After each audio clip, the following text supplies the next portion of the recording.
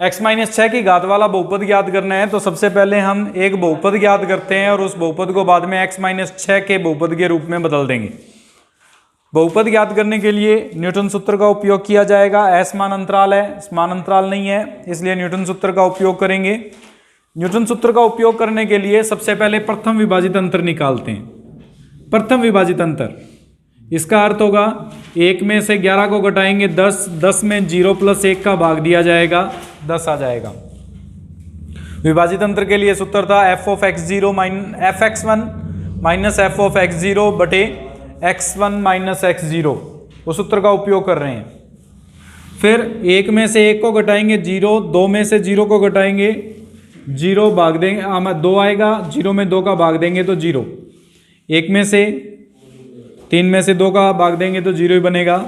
141 में से 3 घटाएंगे, 1 घटाएंगे 140, और 140 में 4 का भाग देंगे। अगर 4 का भाग देते हैं तो 4 तिये 12 और 4 पंजे 20, 35 आएगा। फिर 561 में से 141 घटाएंगे, 561 में से 141 घटाने पर 320 बचेगा, और 320 में हम भाग देंगे 10 में से 7 को घटाकर, 420 बचेगा। 420 में से 3 का भाग देंगे, 1 प्लस 11 12 आएगा। यहाँ पे प्रथम विभाजित अंतर जो है उसमें 12 आएगा। फिर इन दोनों को घटाएंगे तो ये बनेगा 420, 420 में 3 का भाग देंगे,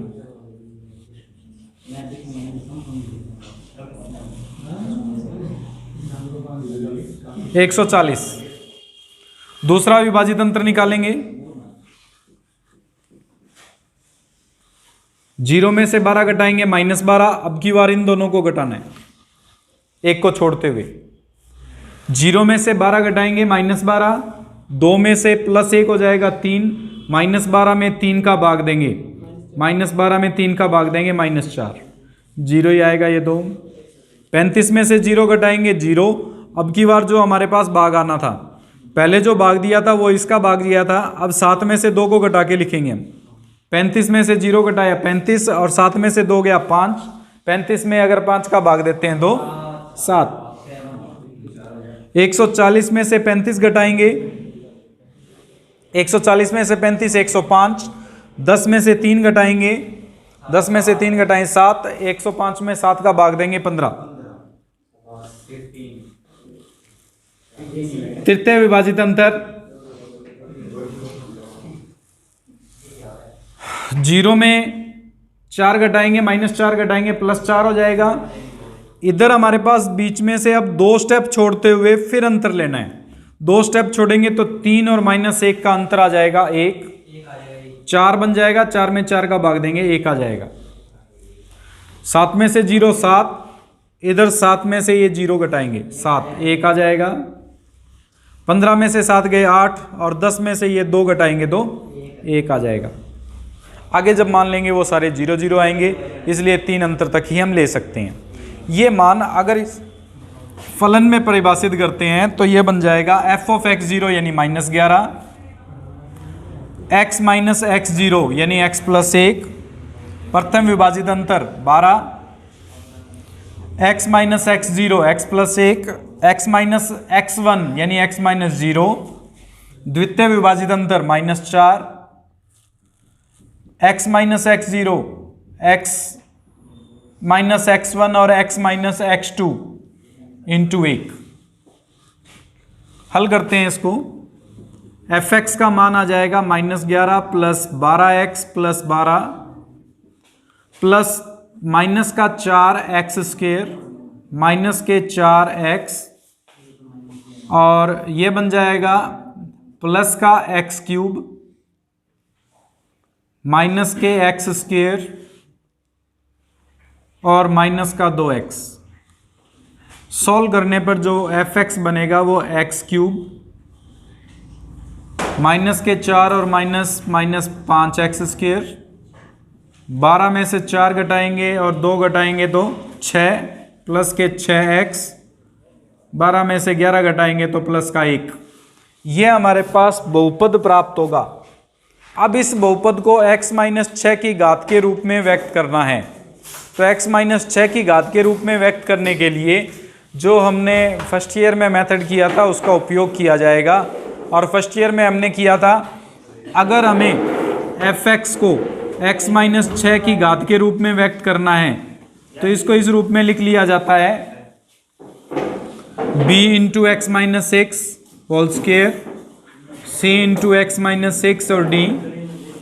इस a b c d का मान ज्ञात करने के लिए सिंथेसिस जो मेथड था उसका उपयोग करेंगे। और सिंथेसिस मेथड के अनुसार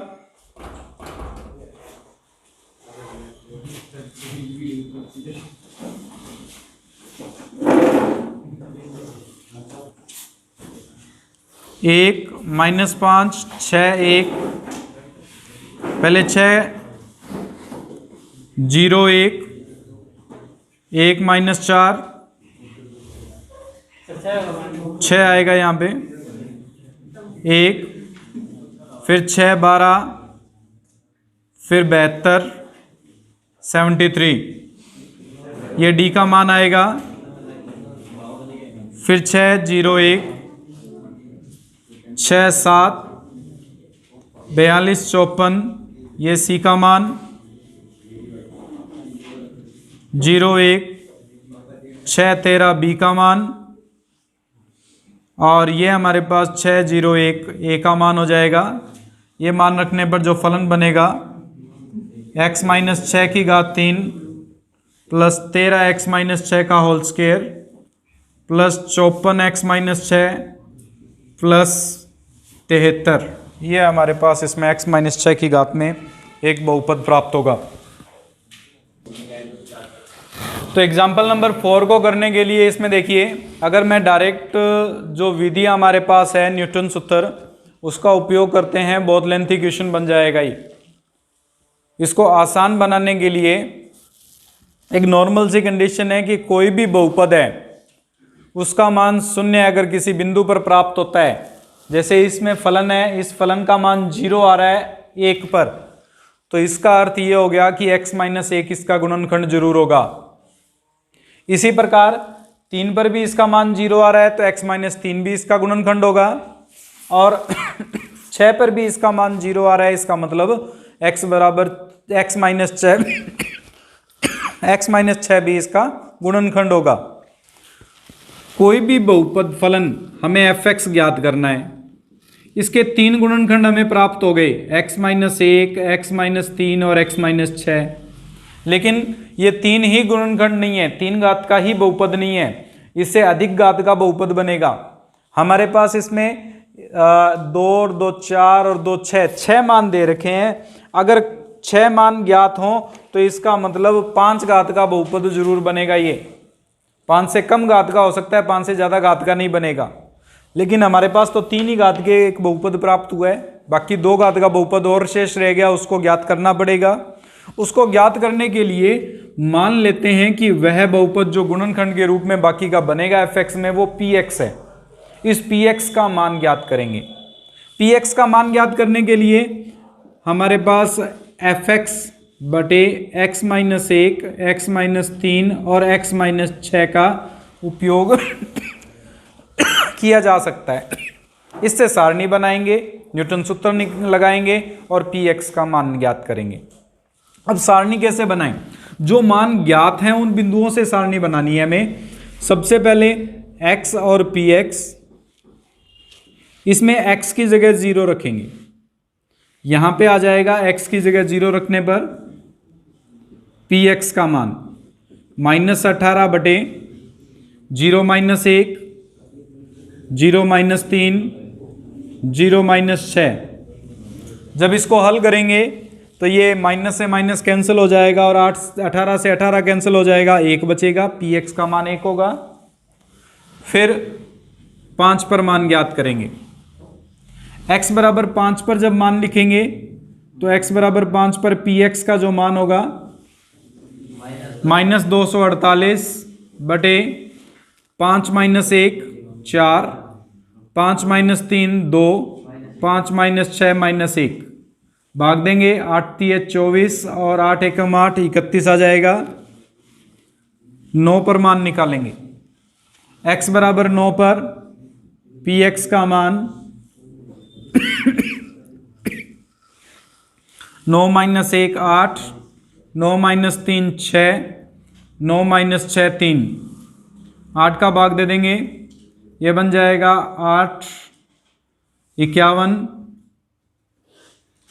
48 3 30, 8 3 24, 6 64, 8 8 64, 6 का भी भाग चला जाएगा, 6 दूनी 12, 4 6 7 42 और 6 3 18, 3 का भाग देंगे, 3 में 27 और 91।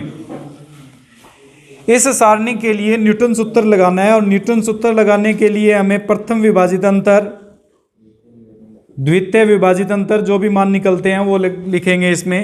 0 5 9 1 31 91, 31 में से 1 गया 30, 30 में 5 का भाग देंगे 6, 91 में से 31 गए 60, 60 में 9 में से 5 घटाएंगे 4 15। द्वितीय विभाजित अंतर 15 में से 6 घटाएंगे 9, 9 में से 9 घटाएंगे 1 बचेगा। न्यूटन सूत्र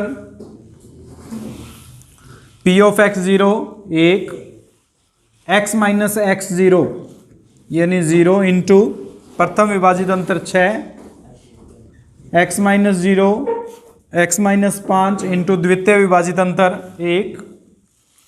हल करेंगे 1 plus 6x plus x square minus 5x, या इसको x square plus x plus 1 लिख सकते हैं।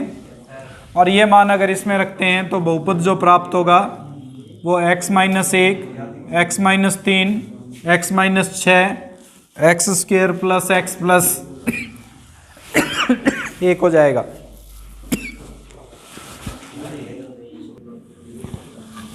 इस लाग्रांज सूत्र में हम मान के चलते हैं कि माना x के n प्लस 1 मान x0, x1, x2 up to xn के सापेक्ष फलन के मान fx बराबर f of x0, f of x1, f of x2 up to f of xn से व्यक्त किए जाते हैं। तो इसके लिए एक n घात का बहुपद जो परिभाषित किया गया है fx से बराबर है x minus x1, x minus x2 से x माइनस xn तक a0, x minus x0, x minus x2 से x माइनस xn तक a1, x minus x0, x minus x1, x minus x3। एक एक स्टेप छोड़ते हुए हमारे पास इसमें अंतर लिया जा रहा है a1, a2 और इसी प्रकार से ये स्टेप चलते जा रहे हैं। एक स्टेप हमारे पास x minus x0, x minus x1 से लेकर x माइनस xn माइनस 1 तक an से परिभाषित किया जाता है।